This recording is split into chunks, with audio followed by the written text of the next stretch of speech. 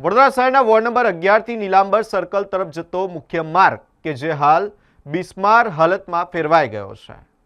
આ બિસ્માર હાલતના કારણે વાહન ચાલકોને પણ ભારે હાલાકીનો સામનો કરવો પડી રહ્યો છે। વાહન ચાલકો અને મુસાફરો કહી રહ્યા છે કે આ રોડ પર જતી વખતે એવું લાગે છે કે જાણે ચંદ્રની સપાટી પર મુસાફરી કરી રહ્યા હોય। આ રોડની સ્થિતિને લઈને હાલ વાહન ચાલકોને ભારે હાલાકીનો સામનો કરવાનો વારો આવ્યો છે। વરસાદ બાદ માર્ગ પર અનેક સ્થળોએ મોટા ખાડા પડી જતા રોજિંદા વાહન વ્યવહાર પર અસર પડી રહી છે। તંત્ર દ્વારા સમયાંતરે ખાડા પૂરવાની કામગીરી કરવામાં આવે છે, પરંતુ વરસાદ પડતા જ રસ્તા ફરી ધોવાઈ જતા સમસ્યા યથાવત રહે છે। ખાસ કરીને સાંજના સમયે ટ્રાફિકનું ભારણ વધતા વાહન ચાલકોને મુશ્કેલીનો સામનો કરવો પડે છે। સ્થાનિકોમાં અકસ્માતની ભીતિ પણ વધી રહી છે। નાગરિકોએ વડોદરા મહાનગરપાલિકાને તાત્કાલિક કાયમી સમારકામ કરવાની માંગ કરી છે। હાલ માર્ગની બિસ્માર સ્થિતિને લઈને તંત્રની કામગીરી સામે પણ અનેક સવાલો ઊભા થઈ રહ્યા છે। દર્શક મિત્રો, જો તમે વડોદરા શહેરના વોર્ડ નંબર 11 થી નીલાંબર સર્કલ તરફ જઈ રહ્યા છો તો ચોક્કસ એ માર્ગ પર તમે ખાસ ધ્યાન રાખીને વાહન ચલાવજો, કેમ કે જે રીતના ચંદ્ર પર જે ખાડા છે એવા જ ખાડા અહીંયા જોવા મળી રહ્યા છે।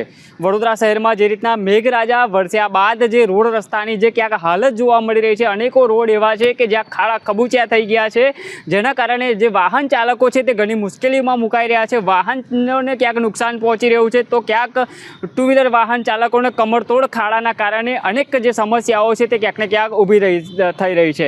હાલ જે રીતના દ્રશ્ય જોઈ રહ્યા છો, વડોદરા શહેરના વોર્ડ નંબર 11 થી નીલાંબર સર્કલ જવાના માર્ગ પર મસ્ત મોટા ખાડા પડ્યા છે। તેના જ કારણે જે વાહન ચાલકો મુશ્કેલીમાં મુકાયા છે। તંત્રને પણ ક્યાંક ને ક્યાંક તંત્ર દ્વારા પણ અહીંયા જે અવારનવાર કામગીરી કરવામાં આવી છે, એવું નથી કે નથી તંત્ર કામ કરતું। અહીંયા ખાડા પહેલાં પૂરી ગયા છે, તેમ છતાં વરસાદ વરસી રહ્યો છે અને વરસાદ રોકાયા બાદ જે ફરીવાર અહીંયા ખાડાનું સામ્રાજ્ય ક્યાંક જોવા મળી રહ્યું છે।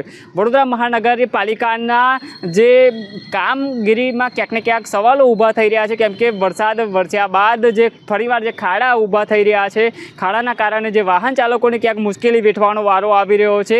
હાલ અત્યારે અહીંના જે સ્થાનિક લોકો વાહન ચાલકો અત્યારે માંગ કરી રહ્યા છે કે વહેલી તકે અહીંયા ખાડાનું પૂરણ કરવામાં આવે, જેથી કરીને કોઈ નિર્દોષ વાહન ચાલકનો આ ખાડામાં પડવાના કારણે અકસ્માત ન થાય, કેમ કે ખાડા જે પડ્યા છે તેના જ કારણે જે સાંજના સમયે ટ્રાફિક જામના પણ દ્રશ્ય જોવા મળી રહ્યા છે। અને જે રીતના અત્યારે લોકો કહી રહ્યા છે કે અહીંયા વહેલી તકે તંત્ર કામગીરી કરવામાં આવે અને જે આ ખાડા જે તંત્ર વારંવાર જે પૂરી રહ્યા છે અને વરસાદનું એક ઝાપટું પડે છે અને ફરીવાર જે ખાડા પડી રહ્યા છે, જો તંત્ર અહીંયા આરસીસી આટલી જગ્યામાં કરી દેવામાં આવે તો ચોક્કસથી ખાડાનું જે આ અહીંયા અંત આવી શકે।